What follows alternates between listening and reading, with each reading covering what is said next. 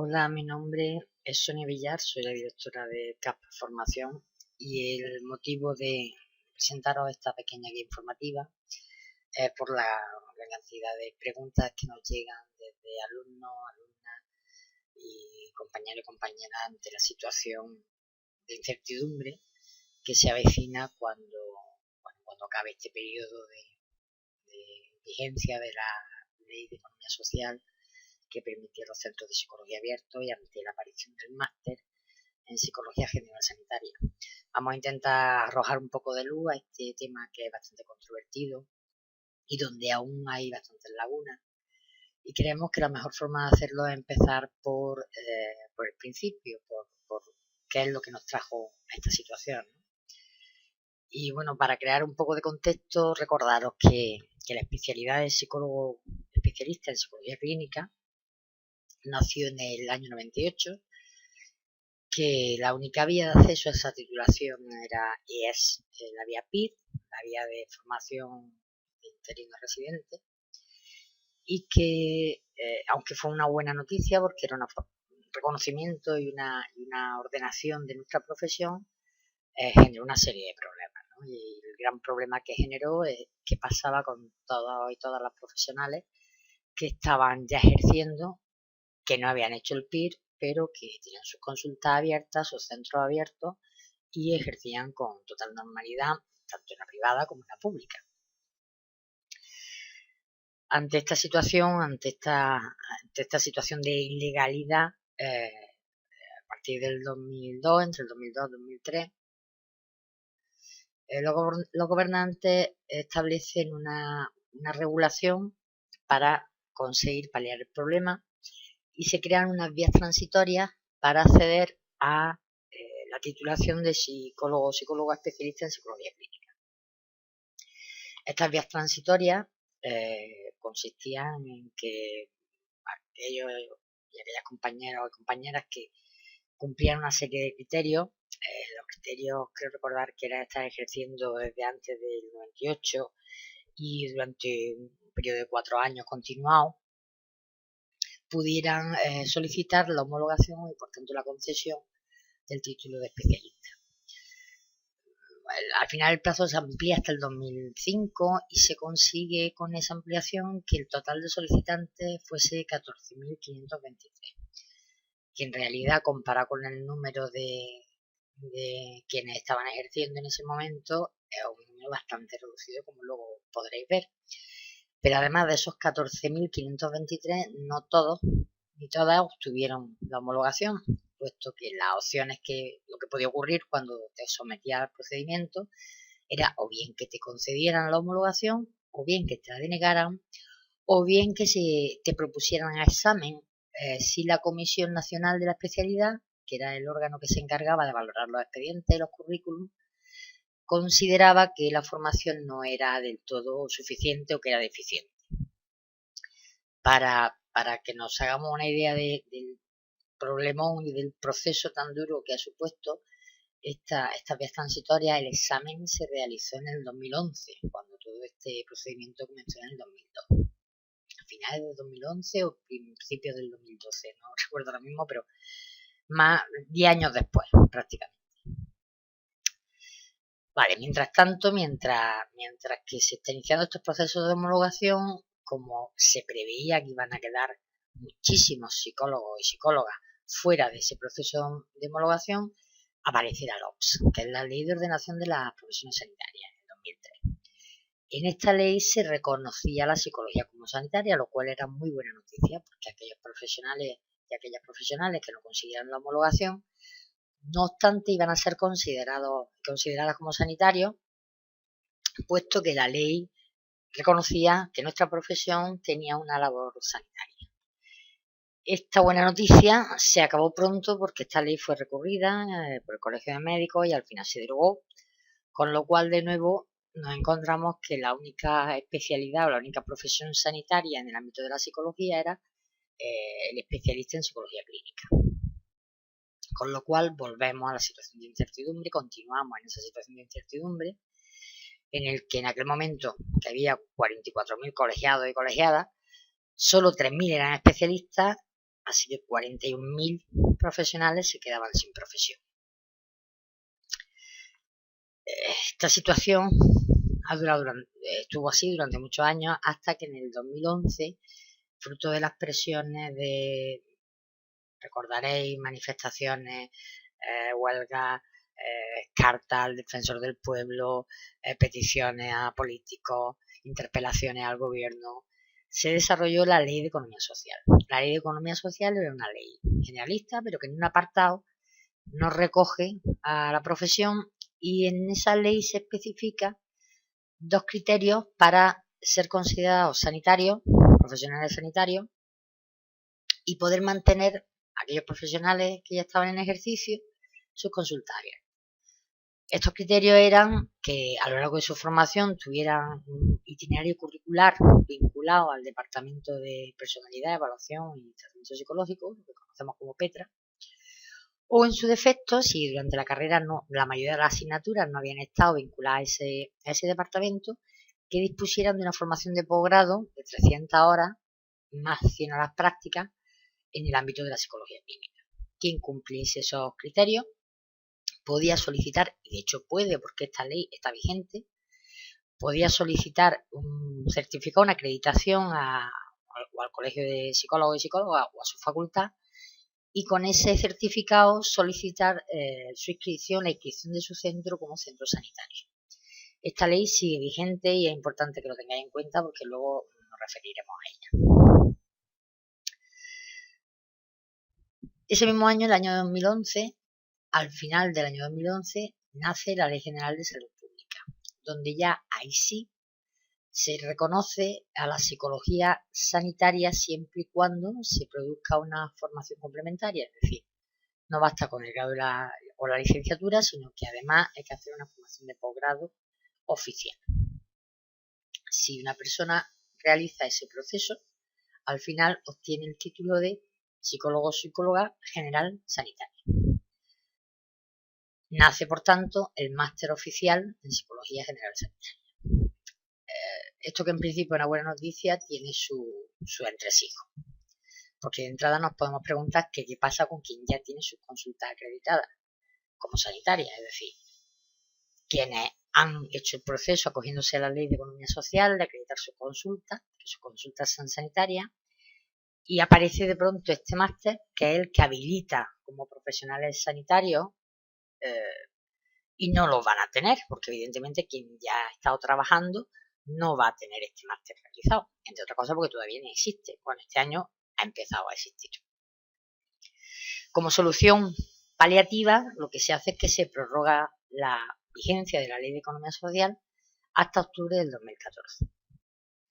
Es decir, hasta octubre del 2014, esos centros que están acreditados como sanitarios van a poder seguir haciendo sanitarios. Pero ¿qué va a pasar después de octubre del 2014?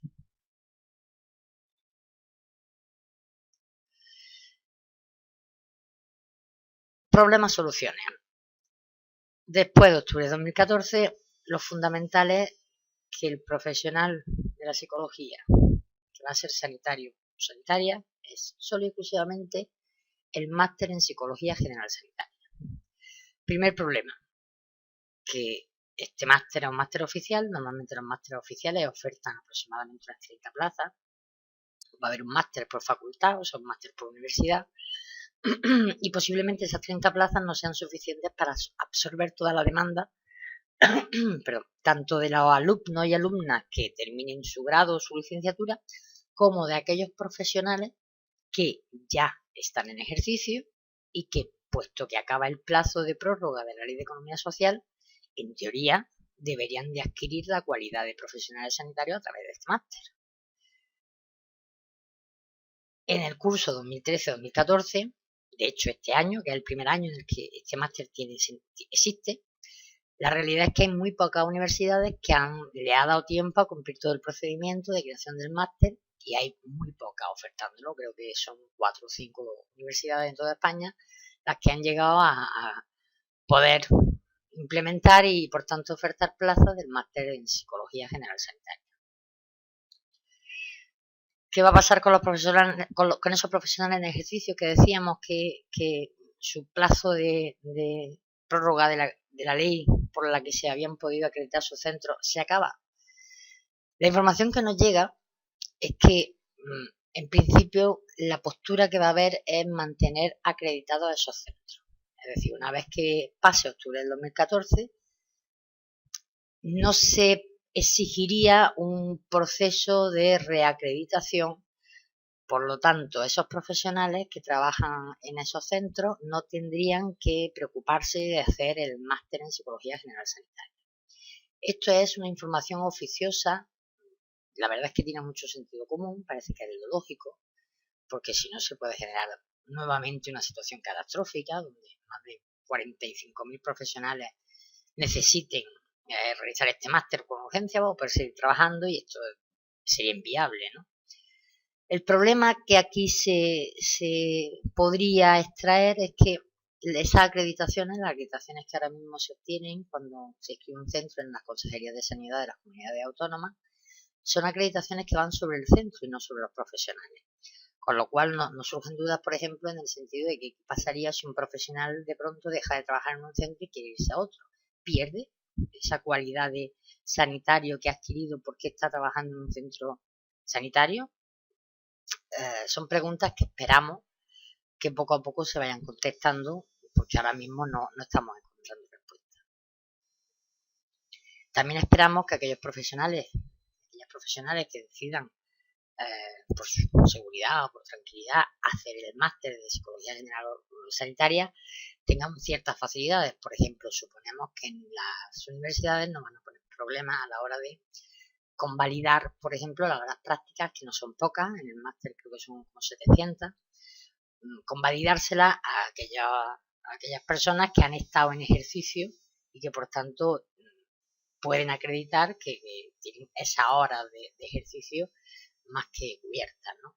También creemos que va a ser relativamente fácil que aquellas profesionales que tengan formación oficial, otro tipo de máster, puedan convalidar esos créditos de alguna manera, y de tal forma que al final realizar ese máster en Psicología General Sanitaria sea más un coste económico que una inversión de tiempo complicada, ¿no?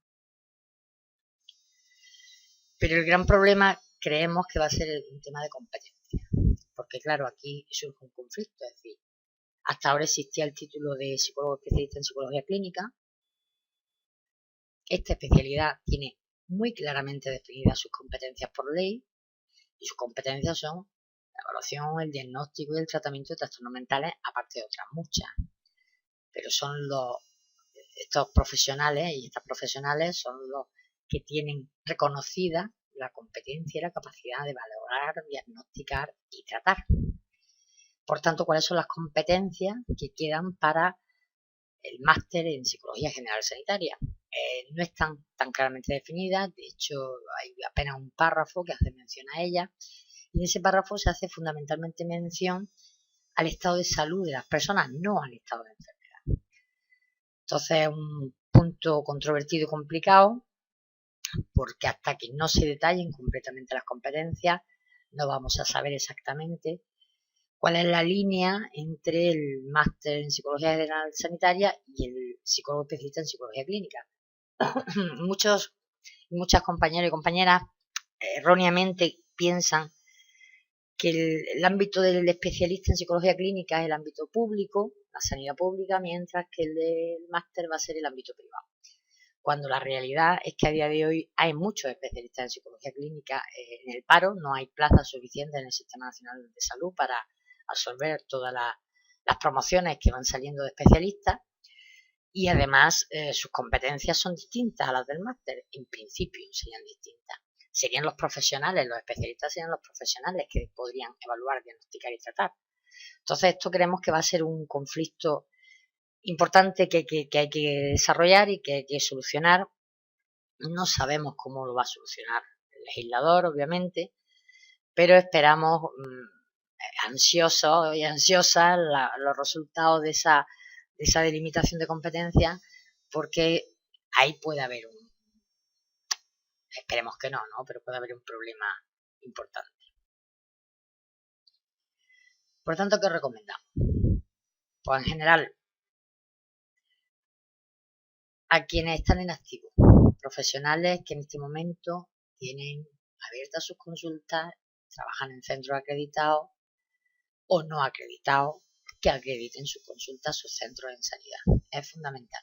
Si trabajan por cuenta ajena, en un centro de psicología, en una residencia de mayores, en un centro de rehabilitación, que verifiquen que las consultas en las que ellos trabajan están acreditadas y si no, que procedan a su acreditación.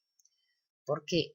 Pues porque, como ya hemos dicho, probablemente a partir de octubre del 2014 se consideren esos derechos adquiridos, esas acreditaciones adquiridas, y eso beneficia de alguna forma a los profesionales de cara a la no realización, a no tener que realizar el máster en Psicología General Sanitaria.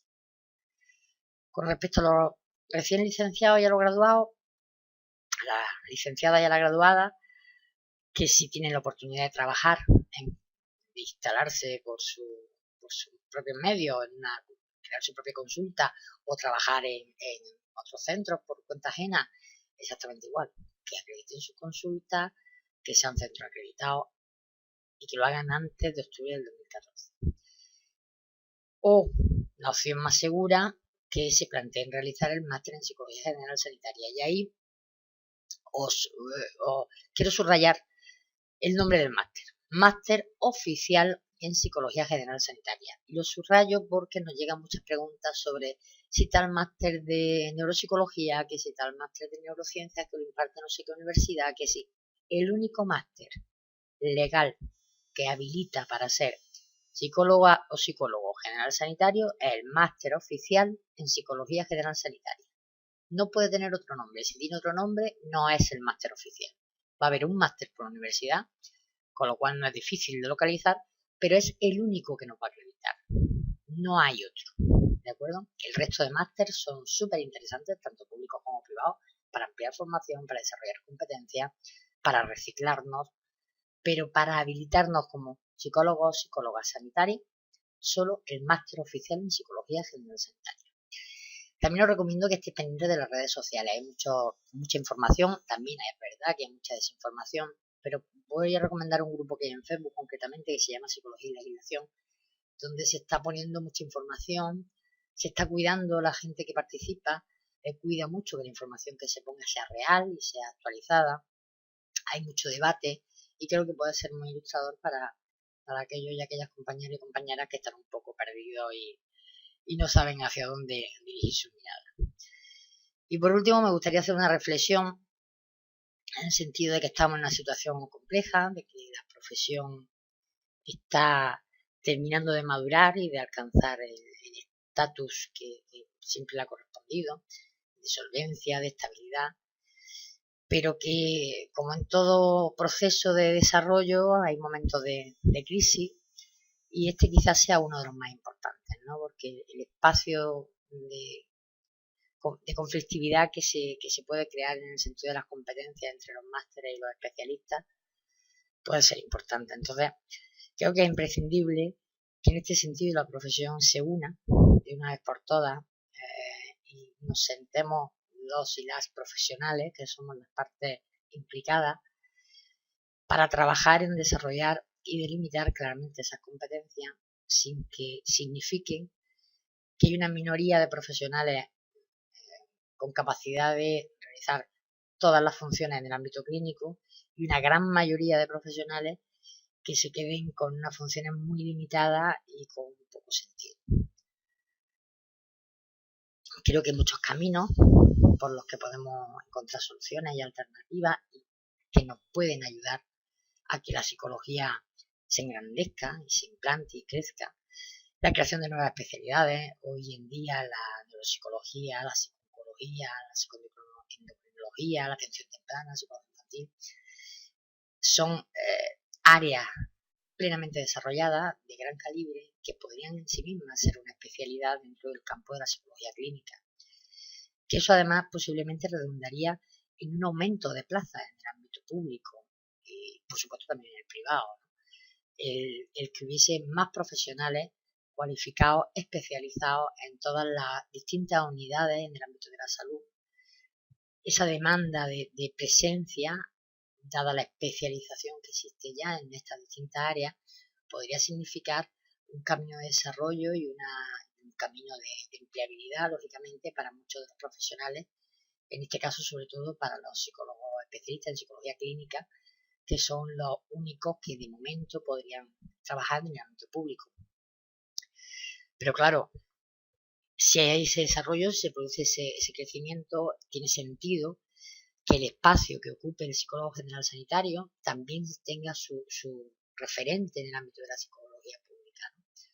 El psicólogo general sanitario tiene que tener unas competencias y un espacio que le permitan ejercer tanto en el ámbito privado como en el ámbito público, igual que al especialista, con sus propias competencias, con su definición, con su campo de actuación más generalista, pero que por supuesto significa un ejercicio de la profesión para la que la hemos preparado, que al final redundará en lo que todos buscamos, ¿no? Que es una atención psicológica de calidad, un poder dar una respuesta a nuestros usuarios y a nuestras usuarias de calidad, de utilidad, seria, científica, sólida, que beneficie a su salud mental, a su salud emocional y que en definitiva es el objetivo final que tenemos todos.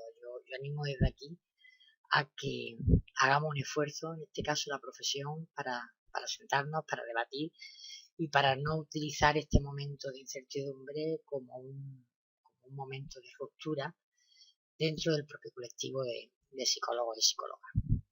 Pues nada más, esperamos haberos aportado algo de luz y haberos sido de alguna utilidad, y en cualquier caso seguimos a vuestra disposición y iremos informando de todas aquellas novedades de las que podamos informarnos nosotros. Un abrazo y muchas gracias.